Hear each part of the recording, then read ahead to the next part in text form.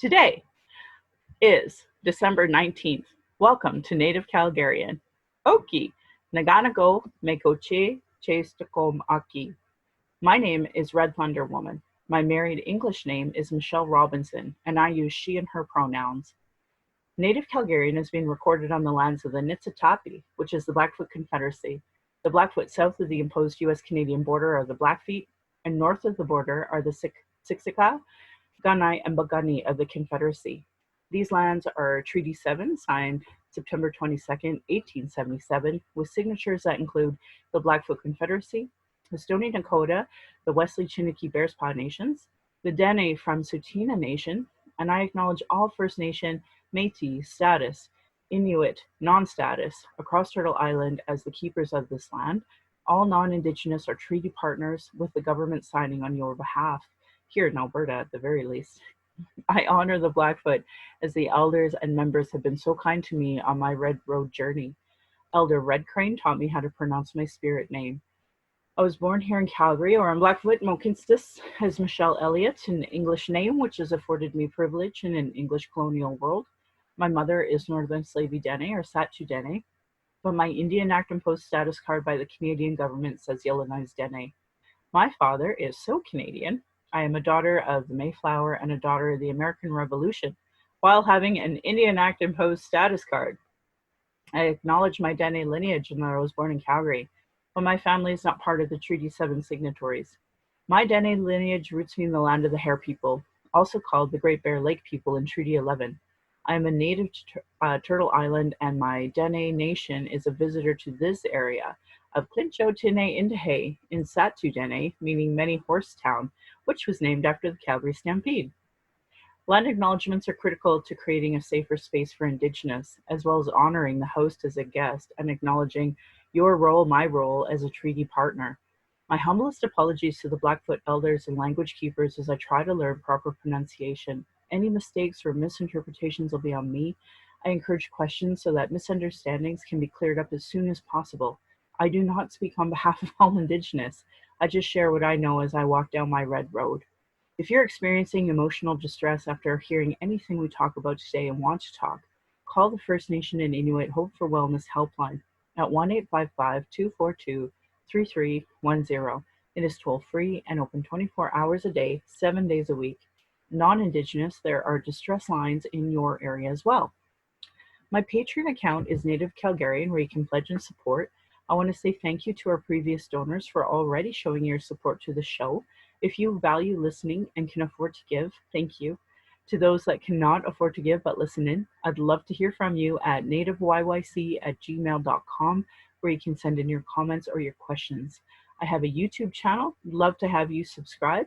You can go to nativecalgarian.com for all the latest updates on podcasts, pin posts on social media, etc., etc.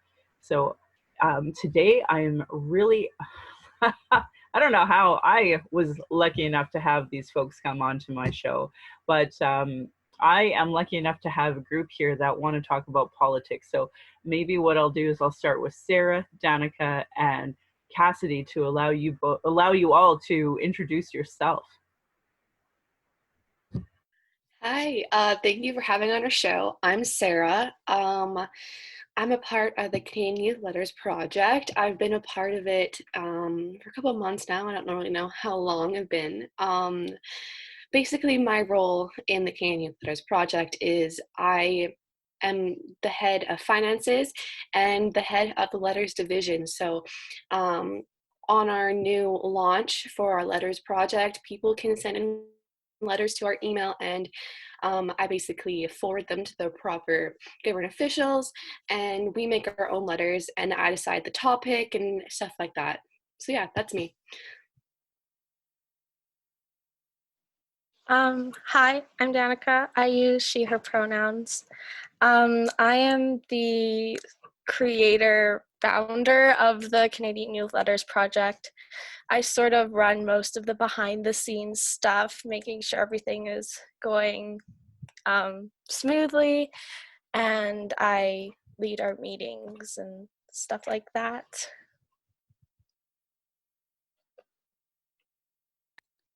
I'm Cassidy. I'm also an avid member of Canadian Youth Letters Project. I joined a month before Sarah, so I think now in December this would be about my sixth month here. I do a little bit of everything, kind of just all over the place. I mostly do design work and our social medias, and a lot of the writing for the letters, our newsletter, our Instagram posts. So yeah, just a little bit of everything. Well, I'm really excited to have you all on this show because I think youth being involved in politics is number one, the future, and number two, like when I look at your age and such, I think, oh, you could be possibly the next candidate when it comes to any type of level of government coming up. And so I was really excited to hear from you. I think as a gray-haired old lady, I'm even more privileged to have youth come onto my show because as much as I like to think I know, I don't know. I went, you can all take yourself off mute if you'd like, but basically I went for Christmas lights viewing with my daughter. And when I hear it through her eyes, it's so different. And, and even for me, you forget your biases and how you've been trained to believe a certain way. So I think having your voices come on and talk about politics through your eyes is really important, especially for my demographic. A lot of folks that listen to my show are always like, why won't the youth get involved? And I remember at one point in time, so for folks who don't know, I'm been really involved in the Liberal Party since my daughter was born in 2007. And about 2010 was when I really came out as a Liberal in Calgary, which was probably not a big deal for most people, but it was a pretty big deal for me to realize I wasn't a conservative in Alberta, let alone that, I would cross to the worst side possible. I mean, that's like enemy territory. We could walk down the street and I can show you, F Trudeau bumper stickers, and that could even be from the first time. So I've been quite involved, and in the federal Liberal Party, we have Indigenous Peoples Commission, which helps talk about policy when it comes to the Indigenous portfolio. We also have a Women's Commission, a Youth Commission, and a Seniors Commission. So depending on the demographic that you're in, depends on which commission you can be a part of. And I mean, we have old Liberals that were part of the Youth Commission and now are into the Seniors Commission. So depending on your political affiliation. Now I know the NDP has something similar, and I've been in all the parties to some degree in order to try to meet the target and the goals that I want. At one point in time, I took out a PC membership provincially so that Alison Redford could become leader because Gary Marr was campaigning on, privatization of healthcare. And, in Alberta, you have to play politics to play the politics that you need. And, immediately after I had voted, I burnt my membership and I made a video public of it because I'm not a PCer, but I'm also not for privatization of our healthcare. So that's a little bit of my political background, but I'd like to hear more from you about your political background so that you can understand what I see and how I hear what you're saying. Do you want to go with Sarah, Danica, and Cassidy? Does that make sense? Sure. So, for me personally, my entire family is conservative. Being from Alberta, that's kind of expected, but I've been raised in a way where my parents really wanted me to focus on what's important to me, and I didn't really know a lot about politics until I researched it myself. And I think I find myself more of a centrist person than anything else because I can see the good in both sides of parties. And yes, they both have some different things, but I think they both have something to offer to Canada. And it depends on the person, I guess, and depends on what the runnings were in that moment. Awesome. Danica, love to hear from you. All right. Well, while the CYLP is non-partial in regards to where we fall on the political spectrum, I personally am more left-wing. I grew up conservative because a lot of my family is conservative. I think I was probably always left wing at heart, though. Where are you And now from, that Danica? Like, where are you from? Like, uh, where are you speaking from right now? Cochrane, just Oh, outside of okay. Calgary. So you're in Yeah, Alberta too. Okay. yeah. So definitely grew up in the conservative environment, especially living in Cochrane. Amazing. Cassidy, where are you from and what got you involved in politics? So I'm right outside of Edmonton in Spruce Grove. Um, so for my party affiliation, I am a liberal as well. Although it was an interesting journey getting there because my entire family, except for one person, is conservative. So it's not been fun. Um, so yeah. So what got me into politics was my grandmother, who's NDP, and yeah, essentially since I was like 11 or 12, she's been talking my ear off about it. So then I just decided, okay, I'll just start listening. And then I got involved because I'm like, wait, I actually care about this. And it all affects me. Why wouldn't I care? And that's kind of how it goes. And yeah, as a disclaimer, like our project is more center, like we call ourselves center or centrist, Nonprofit because or yeah, sorry, nonpartisan? yeah, Yeah. yeah, because we do have uh, people from all the political spectrums. I just want to put that out there because like Yep. everybody here is left right now, so like Well, actually, make liberal sure. is not left. Liberal is Really, actually the centrist. is That it is, yep, that is true. So for interesting? Albertans, especially youth, you've been taught we are not, we are left when we are not. We are the Really? centrist one. Yeah, that's the irony is that, when I looked into political affiliation more, I realized that actually the conservatives are not centrist and that the liberals are not left. And that's part of the reason why I ended up becoming a liberal. Also because in Alberta, a lot of the liberals that became the MLAs were usually they deflected or defected from the Conservative Party, so they originally identified as conservatives as well. And and I think it's really important to note here. I'm talking to Alberta youth, and our listeners are global, and they're very used to people identifying the land that they're on. They're very used to people identifying as settler. And I wanted to point out to my listeners that in Alberta, we do, it's almost like you never speak about that. You never speak about Indigenous issues. You never speak of the land that you're on. You never speak of the concept of Indigenous inclusion. And and I think that your introductions really emphasize that and why it is that our youth are so different than the rest of Canadian youth when it comes to this conversation. I want to bring it back to your organization and ask you all why it is that you decided to come together, create this nonprofit, and do the work that you're doing. So we'll do the Sarah, Danica, Cassidy. Um, I got into this project actually from Cassidy. We've been old friends for a long time. But I found this project very interesting for me. It's been really close to my heart ever since I've joined.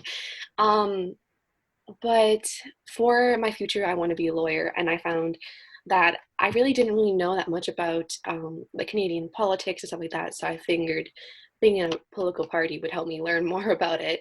And it definitely has. I've definitely gotten more into the politics and the issues that are happening in the world. And I find that as soon as like a new thing comes out, I know about it and I'm able to educate because that's our goal to educate everyone else about it.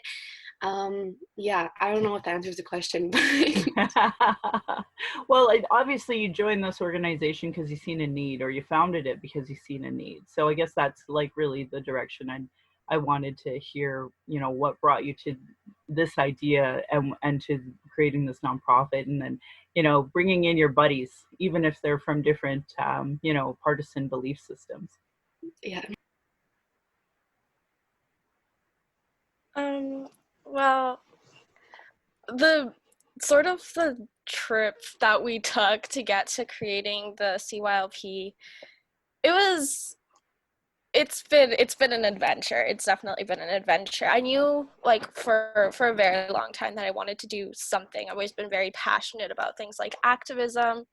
I'm very fiery and I get mad at injustices very easily. So I know I wanted to do something, but I didn't really get an idea until sometime around this year. I was talking to a constituency manager that my family knows, and he was talking about some of his like his beliefs about what what was going on with the Wexit movement, uh, which is, I guess, if it was, and sort of is, I think it's still continuing. It's sort of a movement where some of the Western provinces and possibly either Northwest Territories and Yukon basically want to leave and become their own country. um, and so he was not very happy about that. And he was talking about it and why he thought that this was occurring. And he said, well, we really need to work together um, to actually listen to the people who are saying, hey, there's an issue here, and find a solution that works for all. And I asked him, well, what can I do? And he said, well, write to your MLAs, write to the prime minister, write to the MPs, everyone, just write and tell them what you think is important. And so I sort of sat on that for a little while. And then I started writing a letter, and I talked to my friend Maria, who's also a member but wasn't able to make it today. And she was like, we should make this a thing. So we did. We launched in May, and we've been working from that to achieve our goals of educating youth on political topics and giving them a political voice, because teens have some pretty amazing ideas. They do, and we need to educate them on the structure. I think a running theme is Alberta is not teaching our youth about politics, isn't it? So, Cassidy, would you like to chime in? Yeah, I feel the same way. You know, what's social studies for when we're not learning about politics, what's happening right now? I mean, that's just me. But so, yeah, I joined the project from an old member who was an acquaintance who referred me because I'm very into activism. So my Instagram is just filled with it. And so I've always just been so into it. And that, yeah, that again starts with my grandmother, but always so much into it. And I've always had so much passion for activism and more just human rights. You know, like that's something that matters to me most over anything else political. It's the human rights of everything. Because without rights, what is there, right? And so that's part of the reason I got into the project. And I you know, I haven't decided exactly what career choice I want to go into, but I do know that like one of them is possibly becoming a lawyer, and definitely human rights lawyer would be that. And I've actually wanted to pursue possibly becoming like a leader, like a political leader. Yes. Great. Well, you already are. Let's Yeah. establish that first. All three of you are on this call and are political leaders because and part of the reason why I decided to, well, not I'm lucky enough to have you on here, but I know that there are political insiders that listen to the show on all spectrums, and I need them to know about you. They monitor me in order to do the get shit moments, but you know, that bigger picture of I want them to know that you want to be involved, but the way I always tell people our current system is set up is that it's created barriers. So, and especially the most important voice, the youth voice, isn't even at the table. And so here we have youth that have to, you know, join Greenpeace or create their own nonprofit because our community, our political system is so exclusionary that here you have to do all of this other work when if these parties could quit looking at themselves look outside a little, then maybe one, we wouldn't have a Wexit you know, movement, but also maybe the youth would feel empowered to be at these tables, to be talking to the different political parties, because I actually really wish I could be nonpartisan. because I think that when you're nonpartisan, you're more effective at being able to, have conversations with different people and finding that goal. Because whatever the topic is, like if on indigenous issues, if I really have a goal, when I talk to conservatives, I just talk about fiscal responsibility and they usually get on board. When I talk to NDPers, you can talk it. I was raised in a union house. So my dad was a Boilermaker. And so union politics is very, normal to me, unfortunately. And so talking in those terms when you're talking to NDPers, and then for liberals, they're all, they'd like to think they're human rights lawyers, but they're not. They're just lawyers. So you just talk about the legal aspect of, whatever declaration or whatever that we've signed to as a nation that we're breaking, depending on how you talk to them. So, that's kind of how I approach a lot of these parties. I find that Green Party, you think that they'd be super left, but they're not. They're conservatives that care about the environment. That's it. So if you talk to them with fiscal responsibility, then usually you can gain an audience there as well. So yeah, I really think that the work you're doing is really important. Now, I heard Danica bring up the Wexit movement. I was wondering if Sarah and Cassidy would like to chime in on your thoughts about the Wexit issue. If we move from Canada, I'm leaving. I'm not staying here. Sorry. That's not happening. So I'm not super hot about the idea. Gotcha. It scares me, honestly, if we do change countries.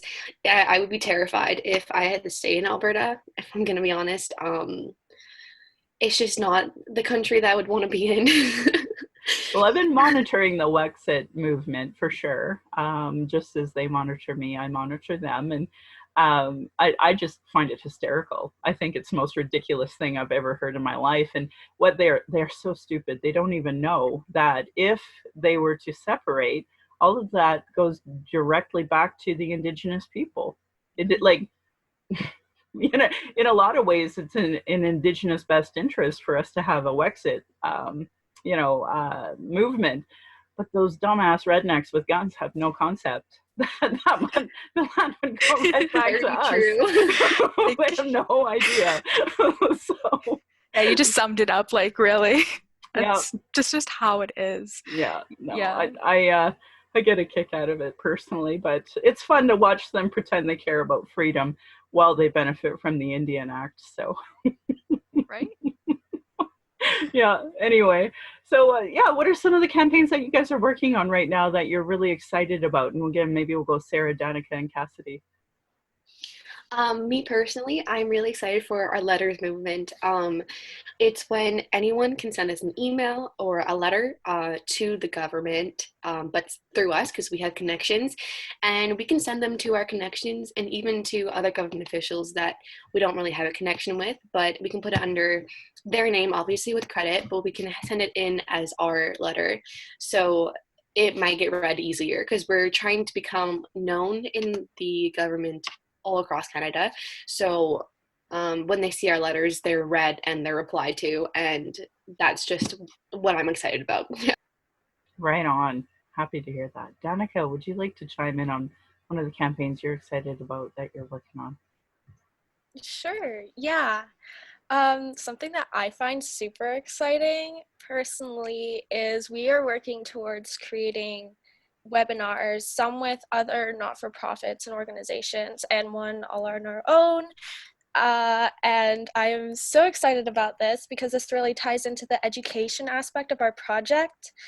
And I'm so excited to be able to start achieving our goal of teaching teens how to formulate their own political views, how to research in a way that relies on reputable sources, and how to get their voice out there. And I think that that's super exciting for me.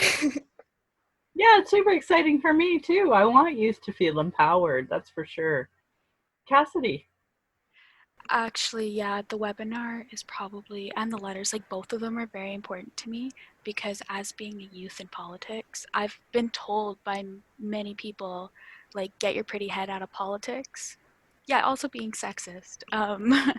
But, or you don't need to worry about that. You're just a kid. You don't need to worry about that. And, you know, and then I'm one of those people, if you tell me I can't, comes my heart's desire. So I'm like, you know what? I'm going to get into politics. I'm going to do this. So yeah, being able to go into a webinar to be able to educate youth and give them that voice that most likely they've been denied in a province like Alberta. So, and just educating them, showing them how to write letters to any government officials that we can send on their behalf or that they would like to. Yeah, it's just really important to me for that, and I'm really excited. That's awesome. I think the work you guys are doing are so important. So sexism, ageism, I'm hearing are barriers that you're all facing. And so I'd like to hear about, I guess, your barriers, but your wins too. Like, what was a topic that you came across your desk or your emails and you were really shocked that you were able to get at the table at, or on the other side, what did you think was low-hanging fruit you thought for sure was a win that you're like, what? Are you kidding me? This is a barrier? I can't hear you, sir. There you go. Yeah, sorry. I think the biggest win for us was getting a call with Leela here. We got a call with her. She's the Minister of Alberta. It was incredible. It was so empowering for us, and since then we've been getting so many wins that I think we just gained our confidence for that. And I think the biggest barrier is finding members that want to join and want to stay in the project and not leave, because we've had a few members that come in, but they're not really interested in staying after a while, or if family stuff comes up. I just didn't think that it'd be that hard to find people, but yeah, that's it. No kidding. I'm going to take a picture of us right now before I forget so that I can get people to join your social media. So in 3, 2, 1. Okay, hopefully that's a good picture. So Danica, do you want to tell me a bit about your experiences with wins and losses that you were surprised about and shocked about? Yeah. There's been we've had like little lulls, and then right now we're sort of at a moment where the project is getting like so much more visibility. We're getting somewhere. So all of a sudden we went from like a bit of like an even period to like everything's happening, which is a huge win. I think for me, usually um, the biggest barrier is definitely finding members, I think. Um, and definitely it's very, very discouraging when people do leave, especially this project is sort of my baby. So it definitely, it's a bit of a hit when someone leaves, but it's always, we always, like, we can keep going, keep progressing. I honestly, there have been so many wins. I can't even come up with a favorite. I have to say it was definitely an honor to get to talk to the Honorable Minister because she is so nice. She's like the nicest person ever. It was so cool to talk to her. Um, and it's amazing to be able to like come onto podcasts like yours and be able to talk to people and engage in conversation. I think that's exciting and such an honor. Yeah, so exactly like what Danica said. Definitely our biggest roadblock is finding members, especially members of color. Like we have a couple members of color in our initiative, but Alberta is a very white province. So it is very hard to find people who are of any color, like any color. So that's definitely a roadblock because we want to be able to represent all youth, not just the white youth. We want to represent everybody. We can't do that if we don't have members of all different races, right? But But you know what I tell I tell the party this, that they're racist, point blank. And I tell them that because they don't do anything that's anti-racist work or Indigenous inclusion work. So for example, when I introduced myself, I introduced who I am, where I come from, and I did a proper land acknowledgement. And I'll encourage you to start there. And for your organization, I'd happily do a free hour-long conversation on the importance of land acknowledgement, because one, I want to encourage you to continue on, but two, that bigger picture that, you know, you can't be inclusive if you don't know that you're being racist. And I'm not saying you're all racist on purpose. I was raised in Alberta. I'm still racist. I still have to work on that. I'm ableist, I'm racist, I'm straight cis monogamous. So, you know, I have to work on my polyamorous, transgender, inclusive language. I have to work on these things because, you know, those are just my privileges. So, and until you understand how the system really works, you know, then you see that you're always contributing to it being problematic. So anyway, we can have that conversation another day, but I definitely offer that to you, because if you're interested in getting, if you're interested in acquiring people, I mean, I know, I look at an organization and if they don't do proper land acknowledgement, I know they're not Indigenous friendly. If they don't identify their pronouns, I know that they're LGBTQ2+ not friendly. If they, you know, like there's things that I know automatically, and I'd love to teach you those things so that you can start your organization off on the best way possible, and go from there. But then at the same time, that's why you got Lila here on, you know, because she's like so not any of those things. So, you know, she'd love to have you, and a lot of conservative folks would love to bring you into their world because you're their next generation as well. So, you know, think about it, talk to your organization and see if they want to be more inclusive to, you know, BIPOC is kind of a new term, or BIMPOC.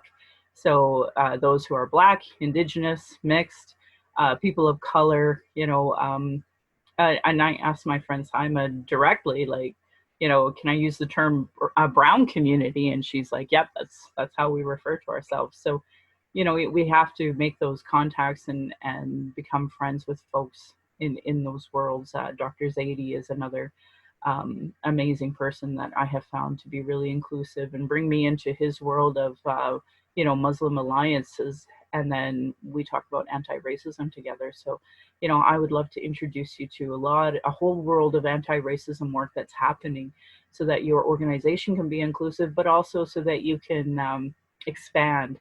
Because I would like for you to say, oh, we had, you know, Jody Wilson Rainbow on our show, or we had, who's a Black conservative that maybe, I'm sure that fellow who's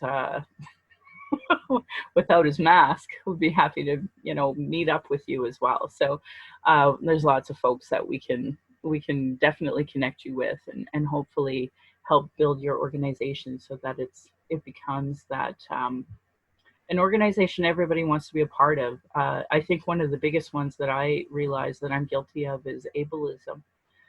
A lot of folks need sign language or subtitles on a show. It's so simple, yet, you know, for some reason we forget these things. And then I'm having friends who, like, I can't have friends over at my house who have a wheelchair. So that needs to be remedied immediately. And having a bathroom they can go to the washroom. So, you know, there's so many levels, so many levels that I have to work on, and that I want to help you in any way I can in that capacity as well. So, yeah, go ahead, Cassidy.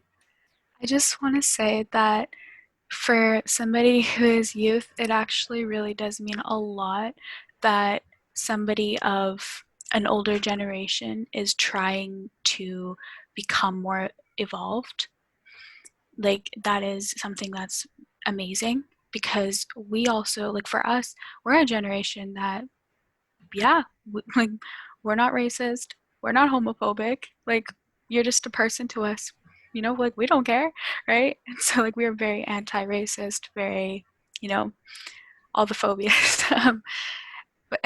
But we also understand that older generations, even Gen X, even our parents' generations, like we understand that they were raised in a different time. It wasn't as inclusive as it is now. And so for people in my parents' generations or my grandparents' generations to tell themselves, no, this isn't okay. This isn't how we treat people. This is actually okay, and actually try and change or become more involved. That means a lot. And for highlights, this is definitely one of the highlights of our project. We never thought we'd be in a podcast. So thank you so much for this opportunity. I'm honored again, because again, it's about that youth inclusion. I mean, the system is designed to exclude your voice. So unless, why is Justin Trudeau prime minister? Because he was the son of Pierre Elliott Trudeau, and he was able to, be at his dad's feet through these incredible negotiations and such. And my daughter, unfortunately, has been under the table of every Liberal meeting that there is, and to the point that, to her, politics is, she has more education on politics than most, average adults will ever have.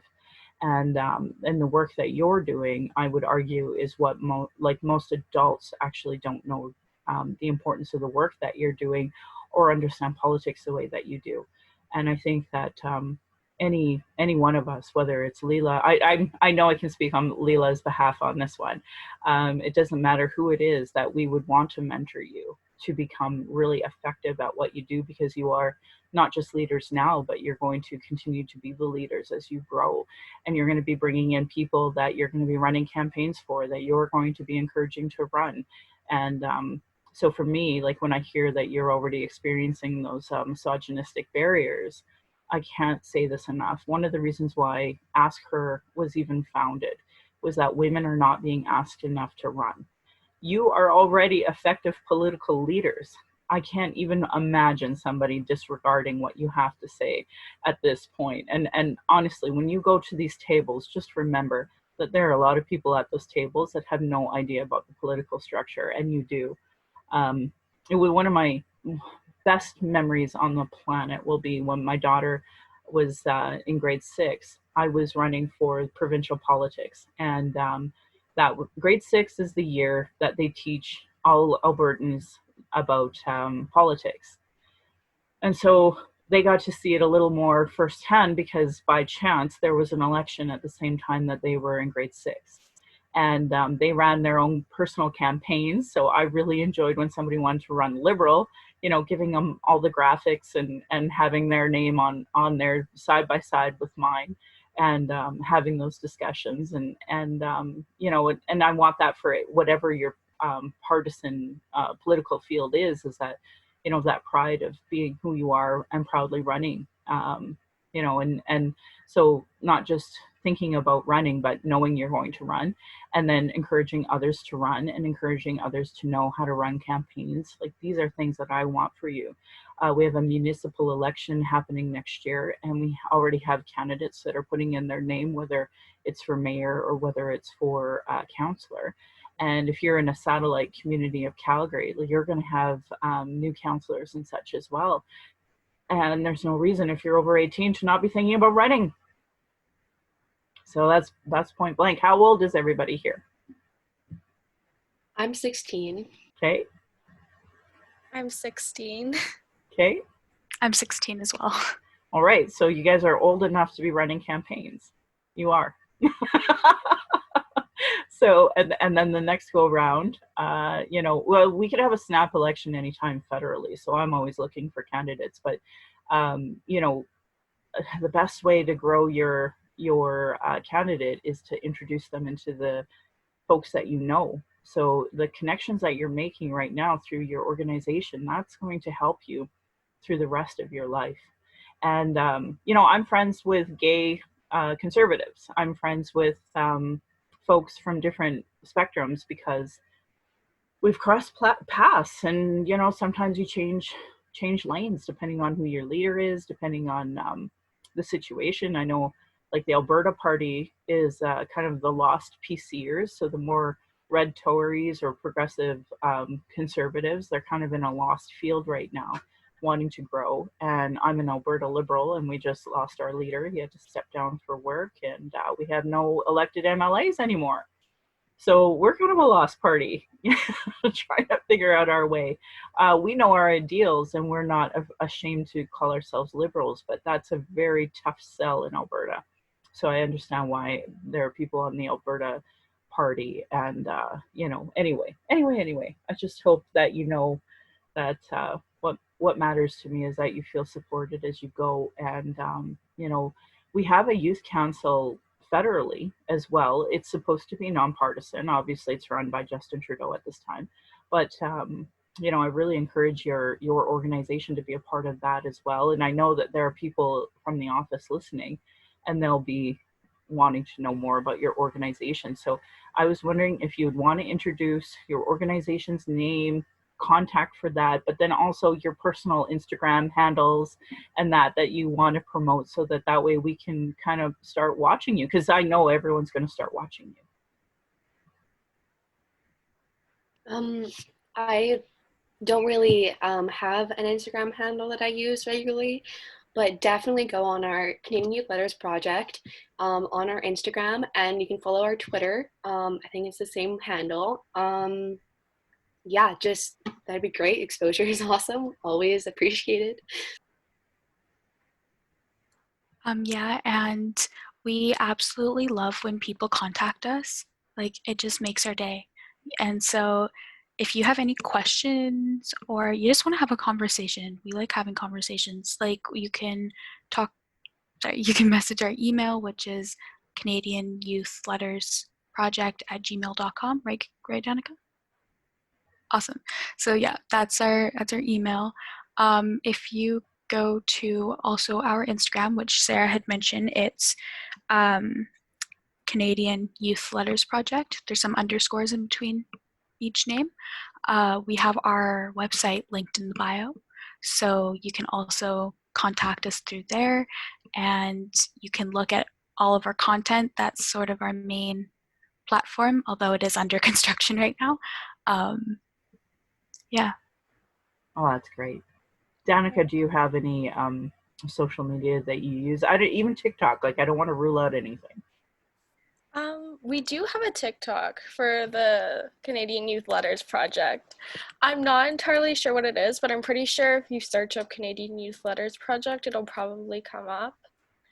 Okay, so what I'll do is I'll probably try to encapsulate that in our write-up so that people can just click on it as they're interested, because a lot of people won't even listen to my show, but they'll be interested in you. So, and that's really what I want too, is I want them interested in you. My daughter's 13, so I have a really invested interest to make sure you're successful. Well, thank you. We are actually always welcome. We're always welcoming new members. So like, if someone wants to join, they totally can. And if someone has something that they want to be like, hey, talk about this, or hey, you could do this better, we are always willing to listen, because I know for me personally it is really important to make sure that the CYLP is open to everybody and inclusive to everybody, and a safe place for everyone to share their perspectives. Right on. So provincially, you guys had a win with the Leela. Federally or municipally, have there been some contacts that you got to meet? Yeah, actually. So other than Leela here, who's the nicest person I've ever met in my entire life, I'm not even exaggerating. I didn't know people could be that nice. We also met with an MLA yesterday. So that was really great. I can't pronounce his last name, so it'll have to be Danica, or Sarah says that. I'm terrible at last names.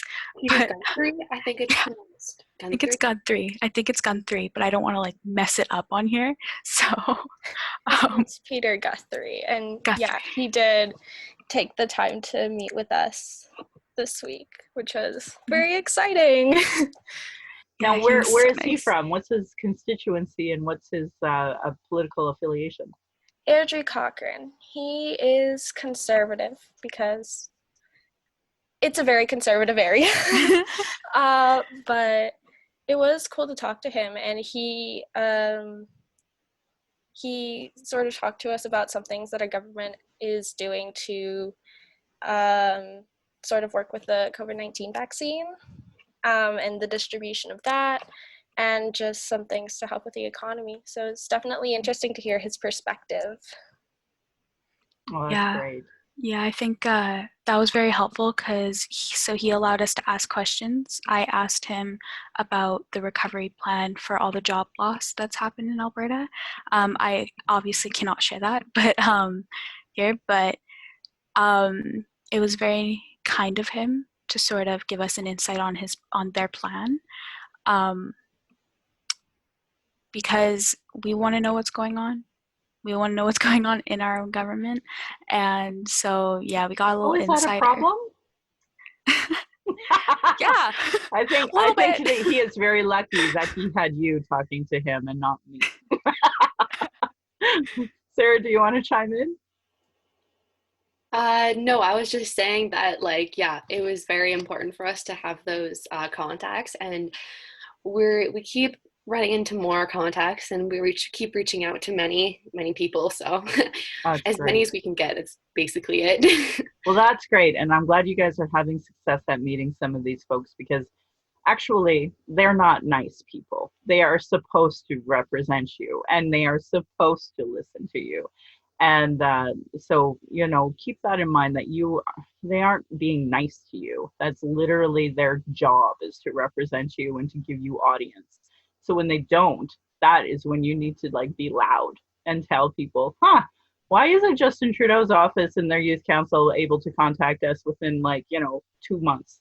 You're allowed to call them out on that, because and a lot of people might think that doesn't win you favors, but you know what? That's your job. If you're going to represent youth, then that's the work that you have to do. And you have to be a little tougher on these folks, because while Leela here may be the nicest person on the planet, she didn't save my daughter's school by any stretch. So I had to run against her. I had to work with Derek Fildebrandt, out of all people, in order to try to save my daughter's school, because she was so incapable of doing anything to rock the boat and didn't want to upset the school council at the time with Rocky View. Poor baby. So I don't have a lot of respect for her lack of willingness to help over 269 students in order to save their school. But, at least she's nice, So to me, you can't be an elected official and not have a bit of a backbone to at least advocate for your community. So I didn't support her, and I supported Derek Fildebrandt, which is, a native Indian, helping out of all people, Derek Fildebrandt. You end up with partnerships you never expect. And that said, like Manmi Bular, he showed up at my door and we worked together really great. And I cried a lot when he passed. And every year that anniversary comes up, I think about him and the quality of person that he was. Right. So remember, it's okay to make enemies too. And it's okay for you to have, Cassidy be open and honest about one MLA, and maybe another one being like, oh my God, did you hold her to account to anything? So, don't be afraid. Don't be afraid to push back a little. It's okay to have a good cop, bad cop of your group. All right, folks. Well, thank you for being on this. Is there any lasting questions or comments that you wanted to bring in? I just want to say, thank you so much. It really did mean a lot to us that you were willing to do this with us. You have no idea how much it meant to us. It's such an amazing opportunity. And you have, for at least for me, you have put so much confidence in me. So that's amazing. And I hope that we can continue to have a collaboration, or even just keep talking in the future, because you're absolutely amazing. Also, No, I'd like you to are. say, oh, sorry, go ahead. Go ahead, Sarah. I was just gonna say, when you commented on our post, we basically had a party on it. We were so excited that someone was communicating with us, and it was one of our, well, we've had other comments before, but it's one of our first comments that really stuck with us, and it was crazy. It was just an absolute high energy time for us when you commented. Oh, that's so sweet. Yeah, thank you so much for taking the time to talk to us. And I think after this, there's definitely some things I'm going to take away. I'm definitely going to take the time to learn how to do a proper land acknowledgement, because I should probably know how to do that. I should definitely know how to do that. And I don't exactly know what goes into that. So I have some notes taken down, and I'm going to take and do some more research on this. So I've learned a lot from this conversation. Oh, that's great. So much for the opportunity. Oh, I wish I could express how lucky we are as politicians to have you want to be in our presence at all, because you're the future, and like someone like Greta Thunberg can create a whole political movement that our conservative loser elected officials have to bully a young girl over as a result. So know the power that you have. Know that you are the ones, you are our political leaders, and that you have our future at stake, and that people should be listening to you. And so when they don't give you audience, that's actually a poor reflection on them, not you. So I hope any campaign that you have coming up that you want to emphasize, you're always welcome to come back. And then too, as you all grow and start going into different campaigns or whichever, if you want to highlight a candidate, anything like that, please feel free to come back on. I think with an upcoming municipal election, I want you to be thinking about what that looks like for you and your organization, and what you would want to talk about on our next podcast, depending on that, what happens on that. So, know that we're watching, and that we're excited for you. Go ahead, Cassidy. Oh, I thought you raised your Sorry. hand. Yep, So no, I'm that's just okay. really fidgety. Actually, I do have a question though. Lucky. So we've been talking a little bit in our team about potentially doing a podcast of our own, because there's just so many people that we're inspired by and that we want to hear from, because if they're willing to hear from us, like, we want to hear from them. So do you have any sort of advice or anything about starting a podcast? Because you seem pretty successful at it. Well, I don't know about that, but I do. First and foremost, it's my husband that really encouraged me to do this. He had the expertise to put it together. Now, that said, you're the generation that knows how to put together a lot of things quite quickly. You can adapt quite quickly with the technology. I guarantee there's someone in your circle that would be happy to get your framework started for a podcast. And that said, if you need help, just reach out to us at any point in time, and we will help you. There are Alberta podcasts that are political. I want to say Alberta Advantage. So you will see that there's like the white community, and then there's the BIPOC community. And the white community, they all huddle together and have their little, retweeting each other all the time, and doing that. And that seems to be their favorite podcast, is Alberta Advantage. So one, get on there to promote your podcast. So once you have your framework figured out, and you're going to name yourself whatever you're going to name yourself, um, get audience from them. Tell everybody there about your podcast, and then everyone that listens to their podcast will listen to your podcast. And of course, I'll promote your new podcast too.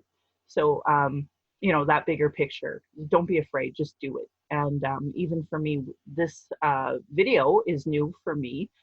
We had been doing podcasts for 3 years without video, and when COVID-19 happened, I was introduced to the world of Zoom. So I was able to pivot, is the new word, and bring YouTube to my podcast. But my husband still takes the audio from all of these and just automatically uploads them on the framework of podcasts already. So, and don't be afraid to get a podcast. When we first talked about it, I said, why would I have a podcast? And he said, Jesus, Michelle, like that, a Canadian Grain Association has a podcast. And sure enough, so does CN Rail and all sorts of like organizations. I'm like, who would listen to this? but they have their people, and I have my people, which shocks me every single day. Don't let me tell you. So, I'm really grateful if people listen, and I know people will listen to your podcast as well. So I like just encourage you to just start. It would be really great to, here's your package of how to make a podcast. And the truth is, because you have such a niche environment, which is like politics in Alberta for youth, you're just going to have to attach yourself to all the political parties and it'll grow. It will grow. And we'll any politician, anyone interested in politics that's an adult, not supporting you and not mentoring you is an idiot right now. So just so you know, like you have that power, because as youth, you're the next generation of leaders that we should be mentoring anyway. Thank you. Yeah, we really appreciate your wisdom. Yeah. Yes, thank you. I don't know. I don't know, but we should be helping you in any capacity we can. So I hope you reach out if you need anything, and we'll go from there. And also, I don't know if you all have university figured out yet. A lot of folks really go into political science in university. I don't know if that's in your future, but just in case it is, in university, there's a conservative youth group. There's the, liberals, green, all of them. They all have their own part, or youth groups and such. And you're going to find that you're going to be besties with somebody who does end up being a liberal or does end up being an NDP 30 years from now. And that's supposed to be government. I would argue the conservatives of today have completely derailed our political system. But once upon a time, we all used to be friends with each other because, like it or not, there's a very small niche of people that care about politics. And that's just the reality.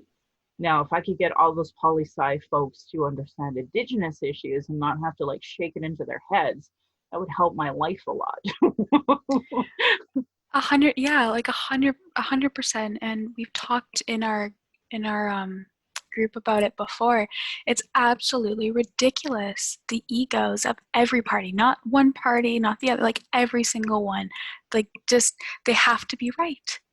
And there will, like, if they all work together, in the Alberta government, if the Conservative Party and the NDP Party, they both have ideas. If they actually collaborated, I feel like Alberta would prosper. Same with the Canadian government. So, like, we just kind of, we're making jokes about, we feel like we just kind of need to get the leaders of all the parties in a room and get them a marriage counselor or something, like, Right. just We definitely have that in common, 100%. Awesome. Any other lasting thoughts, anybody?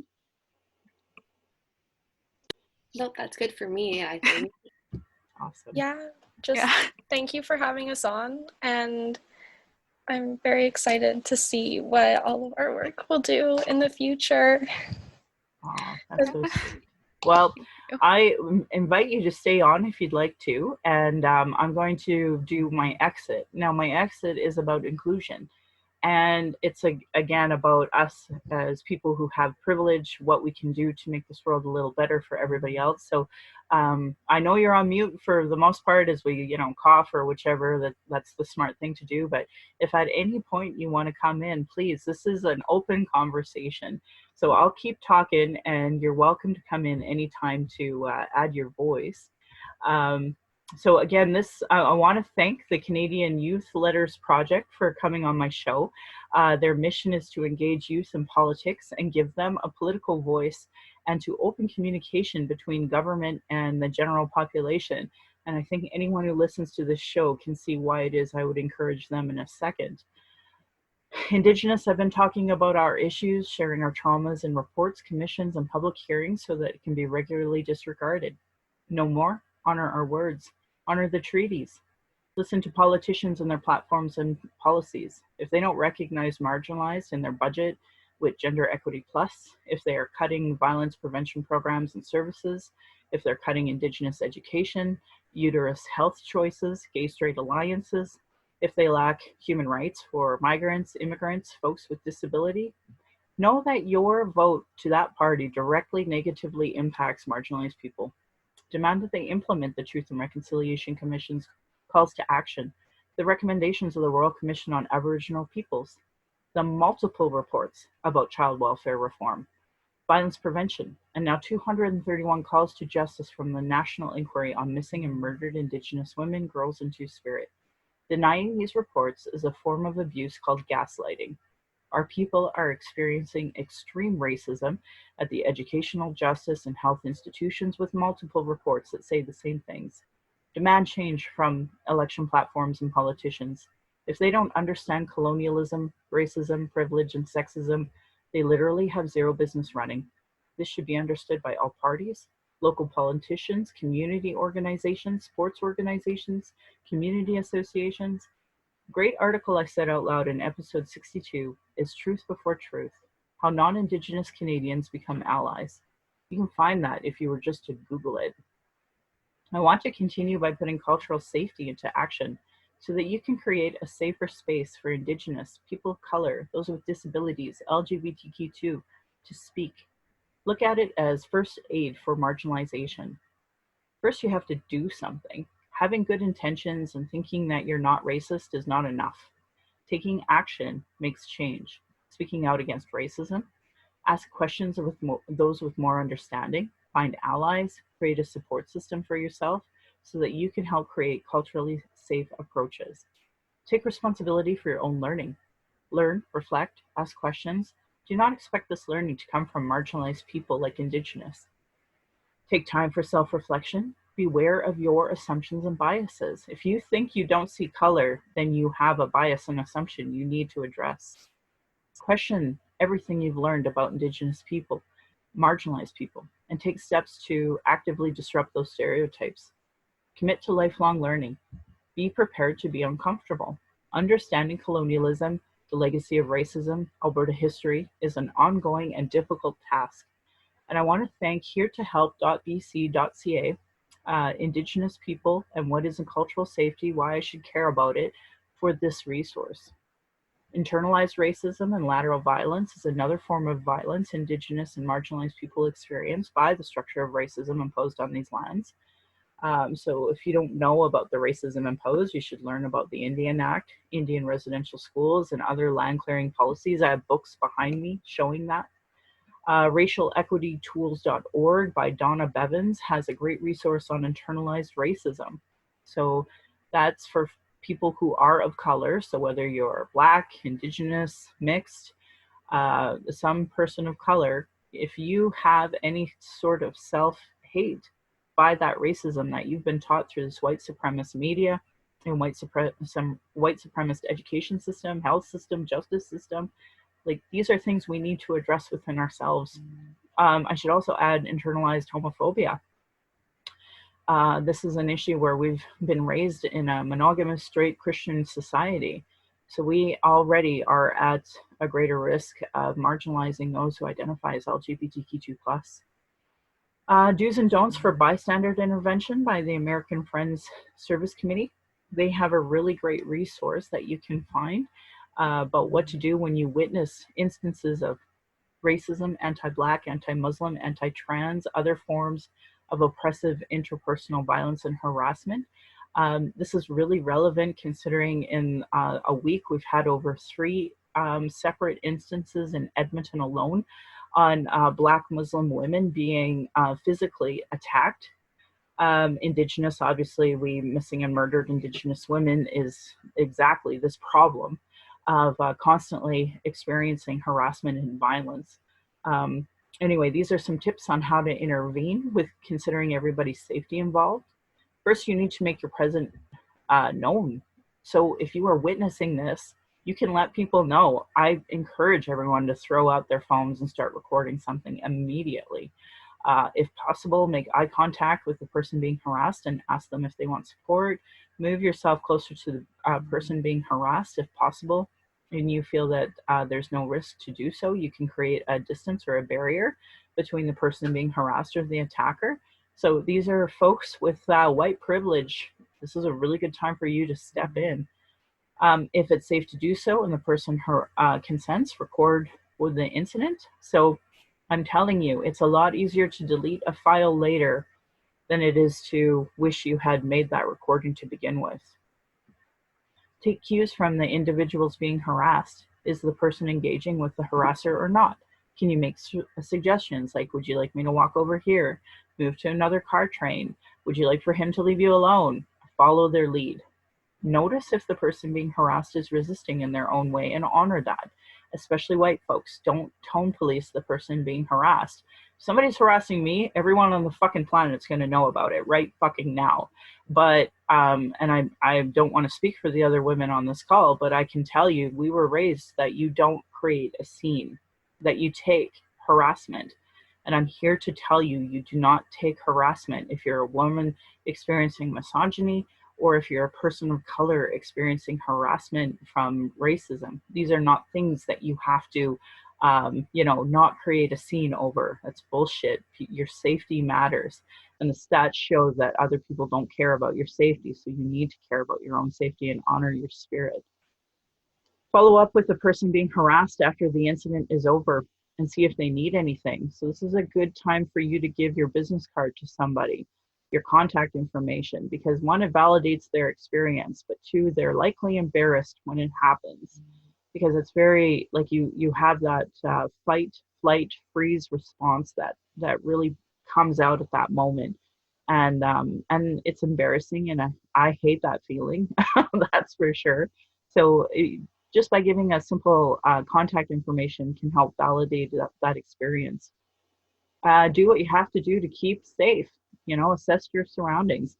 Are there others that you can pull in? Working as a team is a good idea if possible. Can you and the person being harassed move to a safer space? Don't call the police. For many people experiencing harassment right now, Indigenous, Arab, Muslim, Black, queer, trans, immigrants, the police will cause a greater harm for the person being harassed. The amount of police killings of Indigenous people, proof alone. Do not escalate the situation. The goal is to get the person being harassed to safety and not incite further violence from the attacker. Don't do nothing. Silence is dangerous. It communicates approval and leaves the victim high and dry. If you find yourself too nervous or afraid to speak out, move closer to the person being harassed to communicate your support with your body.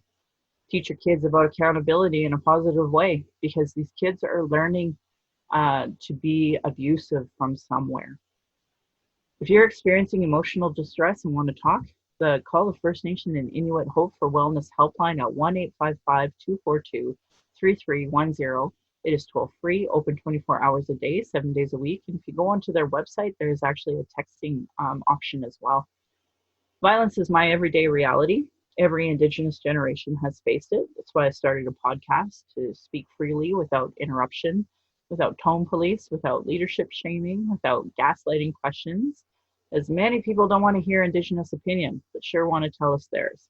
By people who know nothing about Indigenous, know nothing about colonialism, know nothing about the constant surveillance of Indigenous people, our protests, our vigils, and our rights. Typical microaggressions, people dealing with internalized racism, people who are gatekeepers that survive off the status quo, and people who are so in their trauma that they stop people from doing the work and deplete personal resources. Internal and external racism is an everyday reality for people, Indigenous people. That's why I need a podcast as a boundary to be heard.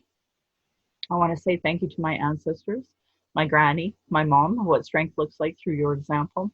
I want to thank my dad for teaching me to be strong and blunt, my stepmom for showing me what a proud culture is through her Austrian family and roots, and stepping up and teaching me to be a proud Calgarian. It is through her I'm a second-generation Calgarian, raising a third-generation Calgarian. I want to say thank you to my husband, Darcy, for producing and editing this show. On top of being my husband, my childhood friend, the father of our child, and support of my journey down the red road, he has witnessed decades of racism and sexism. And our child, who we are blessed to learn from every day, we are honored you chose us. You give me daily accountability to be a better and stronger person. I hope my daughter and my family will be proud in the future of us trying to discuss these present day issues in a way that they can understand. Again, my Patreon account is Native Calgarian, where you can pledge and support. A huge thank you to all of my listeners. If you did one donation or many and had to quit for financial reasons, please know I appreciate your support. If you value listening and can afford to give, thank you. To those that cannot afford to give but listen in, I'd love to hear from you at nativeyyc@gmail.com. Send in your comments or questions. Go to nativecalgarian.com for the latest podcasts. You can go to the pin posts on my social medias for the latest ones as well. And I want to give that side eye to those Calgary rabbits. You're lucky I'm not Tradish. And my beautiful cousin would respond, or you'd be in my dish. Thank you so much for listening.